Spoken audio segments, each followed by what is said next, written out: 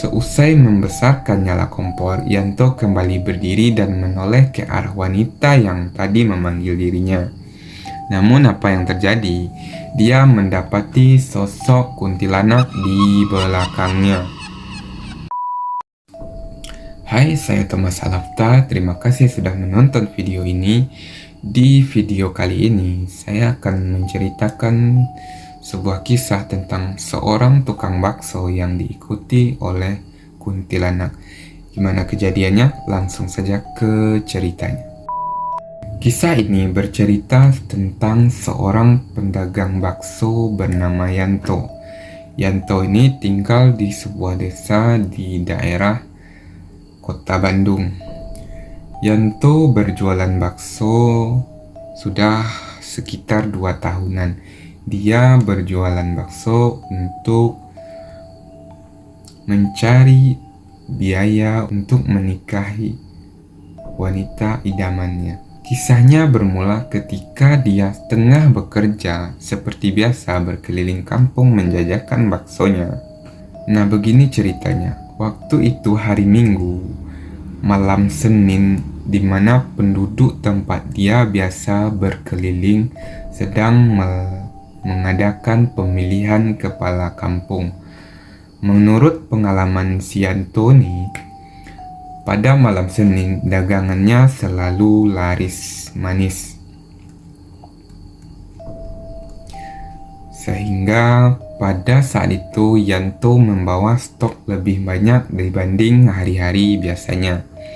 Maklum, selain kejar setoran, si Yanto ini merasa perlu bekerja keras lebih untuk bisa menikahi wanita yang ia idamkan sebelum dilamar orang lain. Namun, sepertinya harapan dan impian Yanto di malam itu tidak kesampaian. Karena selain tidak terlihat warga yang berkumpul, malam itu suasana kampung tempat dia berkeliling juga terlihat sangat sepi dibandingkan hari-hari sebelumnya.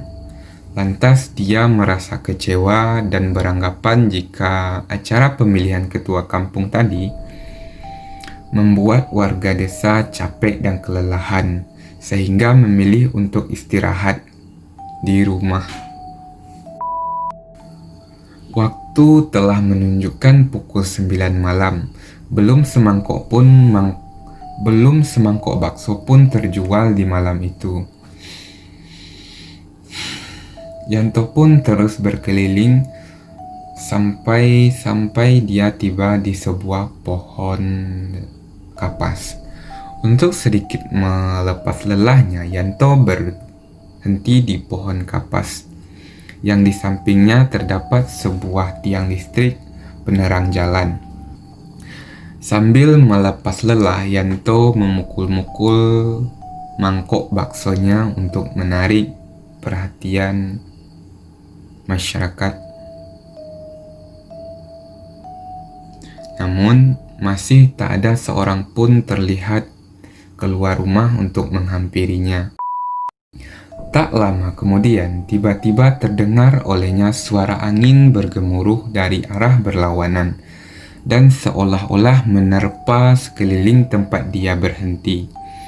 Namun anehnya, meskipun terdengar suara angin kencang, pohon dan ranting-ranting di sekitarnya tidak bergerak sedikit pun. Bahkan pohon kapas yang besar tadi tidak bergerak sedikit pun. Pengalaman mistis Yanto akhirnya diawali juga di mana lampu penerang jalan tadi yang berada di samping pohon mati secara mendadak. Dengan refleks, Yanto menengadahkan kepalanya ke atas, seolah mencari apa gerangan yang menyebabkan lampu tersebut mati. Saat ia menengadahkan wajahnya itulah, ia melihat sesosok wanita berpakaian putih sedang duduk di atas pohon kapas tadi. Dan ternyata yang dilihatnya adalah sosok kuntilanak. Tanpa berpikir panjang, Yanto bergegas mendorong gerobaknya untuk segera menyingkir dari tempat tersebut. Rasa kaget dan merinding seolah semakin membuatnya ketakutan. beriringan dengan terciumnya aroma bangkai yang membuatnya mual. Perjalanan Yanto malam itu sepertinya belum selesai sampai di situ. Dia masih berkehendak kembali keliling kampung, meskipun dengan hati yang sudah was-was dan gelisah atas kejadian yang barusan dia alami.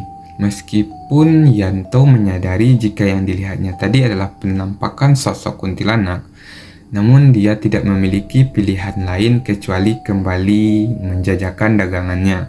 Setelah sekitar 15 menit mendorong gerobak, akhirnya terlihat pembeli pertama memanggil dan menghampirinya. Sambil membuatkan bakso, Yanto menceritakan kejadian yang barusan dia alami. "Oh ya mas, tadi saya lihat kuntilanak di atas pohon bambu loh mas. Ih, bikin merinding," kata Yanto. Dan pembeli itu menjawabnya, "Emang gak takut mas?" Yanto pun membalas, "Mau gimana lagi mas? Belum habis soalnya."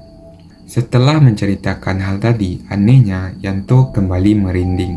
Kala itu tiba-tiba tercium aroma wangi semerbak layaknya bunga melati yang tengah mekar. Singkat cerita, pembeli telah masuk ke rumah dan Yanto kembali mendorong gerobak baksonya sambil memukul-mukul mangkoknya sebagai pertanda seorang penjual bakso lewat. Tak lama kemudian, terdengar suara sosok wanita dari arah belakangnya seolah meminta dirinya untuk berhenti. Namun begitu Yanto menolehkan wajahnya ke belakang, tak seorang pun dia melihat. Kejadian itu sampai terulang sebanyak 3 kali. Dan pada panggilan yang terakhir, Yanto melihat sosok wanita yang tidak begitu ia kenal berjalan mendekatinya dengan membawa sebuah mangkok. Dan Yanto pun lantas berhenti karena dia yakin wanita itu adalah seorang pembeli yang ingin membeli baksonya. Yanto pun menunggu pembeli itu, dan seperti biasa dia menunduk ke bawah untuk membesarkan nyala kompor yang dia pakai agar tempat merebus mie segera mendidih. Seusai membesarkan nyala kompor, Yanto kembali berdiri dan menoleh ke arah wanita yang tadi memanggil dirinya. Namun apa yang terjadi? Dia mendapati sosok kuntilanak di belakangnya. Saking takutnya, Yanto bergegas mendorong gerobaknya tanpa menghiraukan air rebusan yang sudah tumpah-tumpah. Yanto langsung pulang dengan ketakutan. Keesokan harinya, Yanto pun demam tinggi. Setelah beberapa hari demam, Yanto kembali melanjutkan berjualan bakso.